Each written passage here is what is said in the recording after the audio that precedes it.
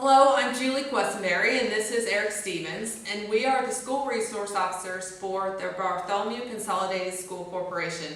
Today we're here to talk to you about our response for an armed intruder. What you would do if an armed intruder entered our buildings and what measures you would take.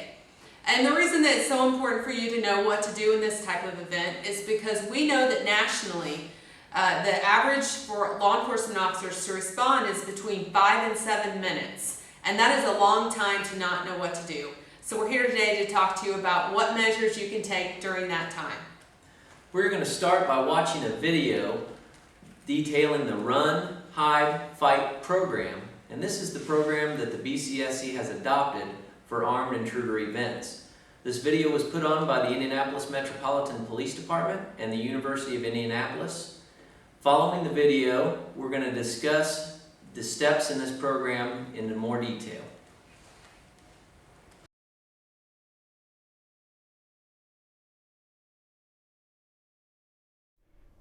You may come to school feeling as if you're safe and out of harm's way. School is a place of learning, a place for education and validity.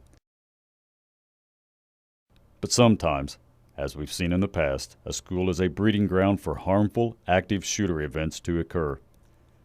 These events call for a plan.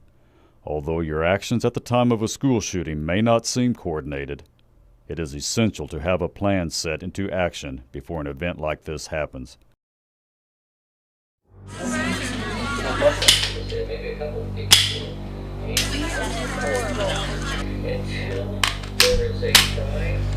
Where there's a link.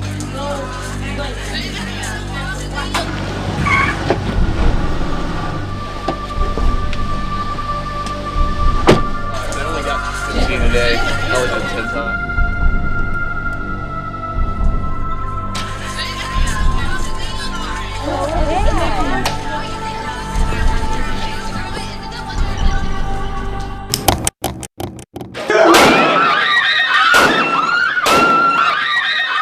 If the shooter is in your vicinity, consider the following situations.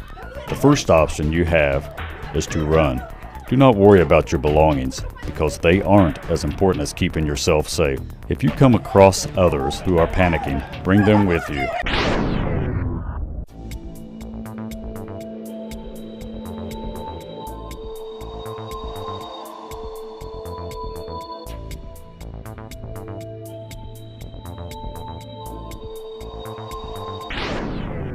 If the shooter is blocking your escape routes, the next action you must take is to hide. After you've found a place to hide, lock and blockade all doors to the room. Stay away from the window and low to the ground. Once you've found a hiding place, stay as quiet as possible. This includes your cell phone, whether on ring or vibrate.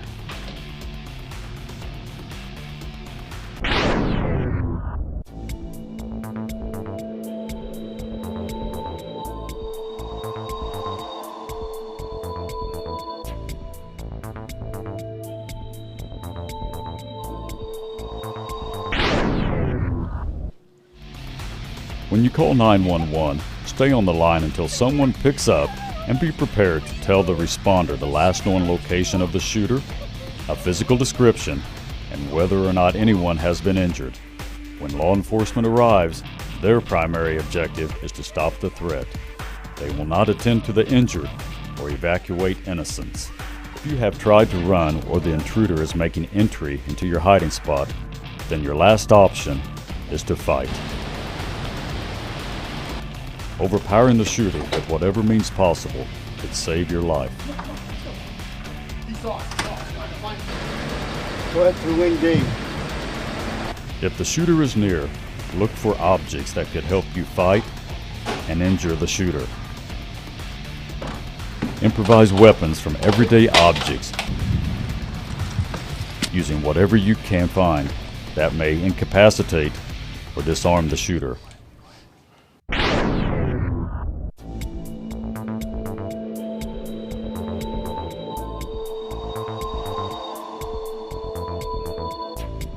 You must commit to your actions. Get him! He's in there! He's in there! He's in there! If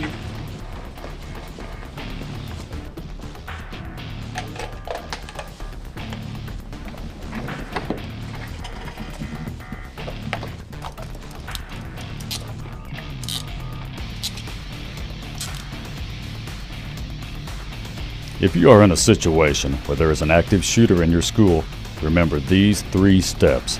Run, hide, fight. As you can see from the video, the Run, Hide, Fight program is a very proactive approach to an armed intruder event. This situation, this may not be the response that you thought of when we think of a normal lockdown type of situation, but we know from history that taking action will save lives in these events. In Columbine High School, in the library, students were hiding under desks and tables because that was the practice at the time. Well, doing that actually cost 10 students their lives because they didn't take the opportunity that they had to exit the building and escape the situation going on. At Virginia Tech, we saw that different classrooms that took action either by barricading their rooms to keep the gunman out or by escaping through windows from the classroom saved lives. We need to honor the memories of those whose lives were cut short in situations like this by learning from their mistakes and not making those same mistakes if a tragic event like this were to happen here. Now, Theodore Roosevelt has a great quote that I think fits this situation perfectly, and that is, in any moment of decision, the best thing to do is the right thing.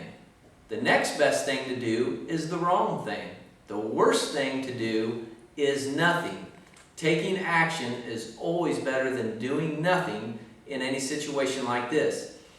Now, think about what you taught your children about strangers in the neighborhood, that if they're walking down the street, I know I have this image of this white panel van driving down the street with a creepy guy driving it. And this guy, if you were to approach one of your children and say, "Here, come with me, we'll go down the street and we'll get some ice cream together."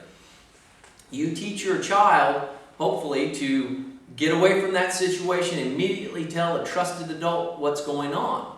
Now, hopefully you also went a step further, and if this person is now grabbing your child and trying to pull them into their van, that you teach them to scream, kick, bite, scratch, do anything and everything they could do to get away from that situation, because if they get pulled into that van, bad things are going to happen.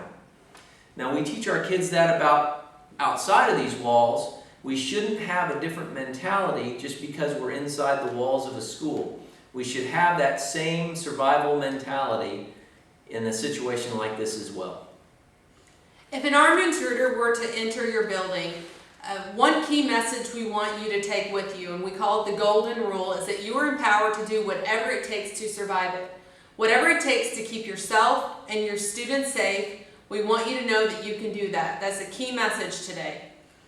And in this type of event, you would be forced to use real-time information, make a decision, and commit to your actions.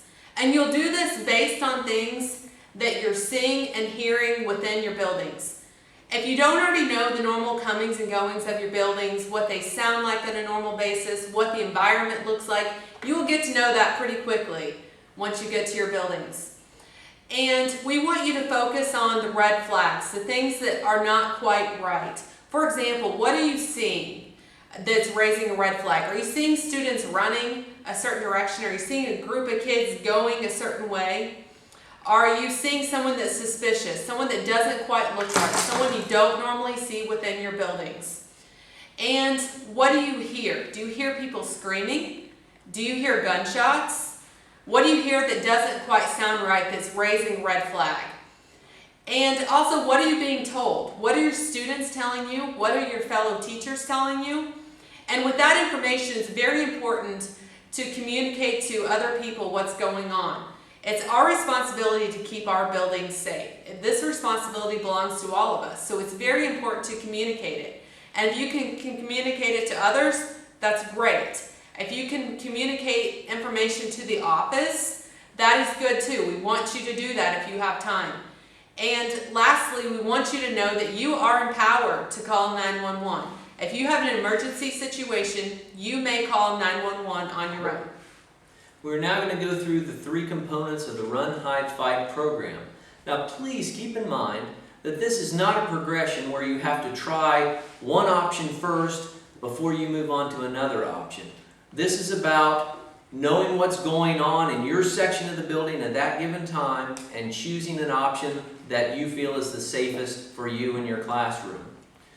So when we speak about the run part, this is, just as it says, it's getting away from the danger. So if I know, because of an announcement or whatever, that the armed intruder is someplace else in the building, and I think I have time to get me and my students out of the building safely, then I should immediately do that. You should know your quickest, safest exits. If for some reason you feel the hallway is not safe, you have windows in your classroom, can you get out those windows? If you needed to, can you break a window to get out the window? We have things in our room, or we can bring things to our room that could very easily break out a window if we needed to in an emergency situation.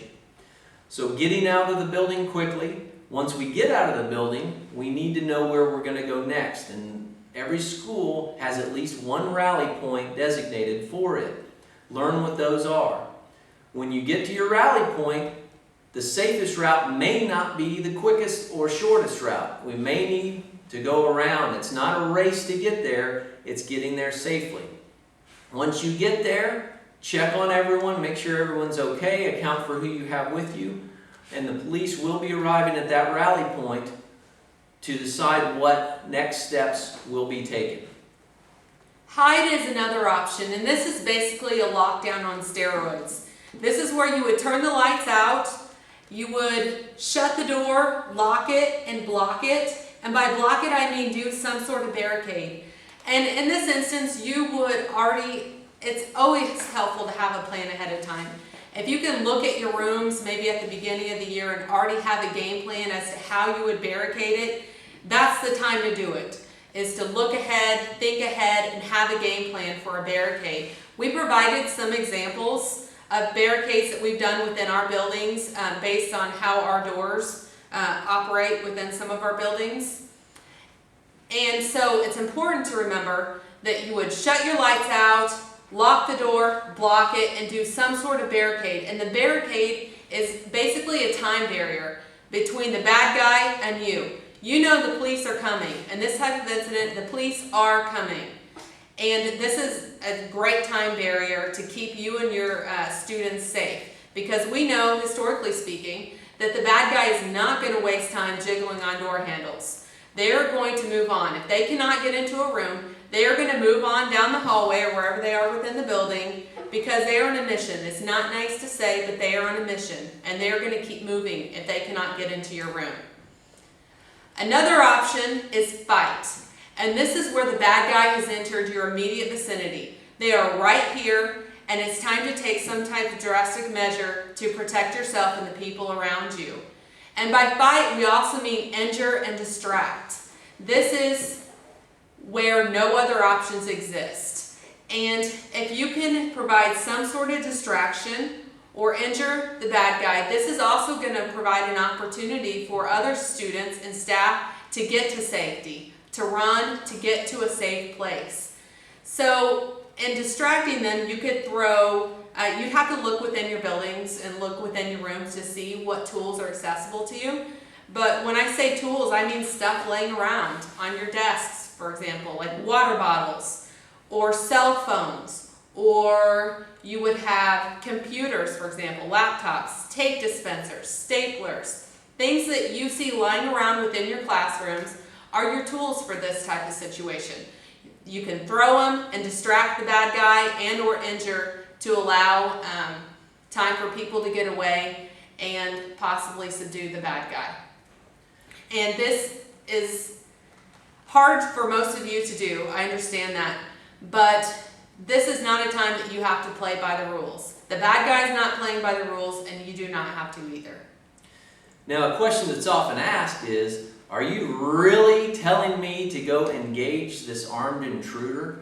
And the answer is, when immediately confronted by that armed intruder, yes, we are saying that. Do anything you can to survive. Now, we are not telling you to go through the building hunting down this person. It is not a hunting expedition.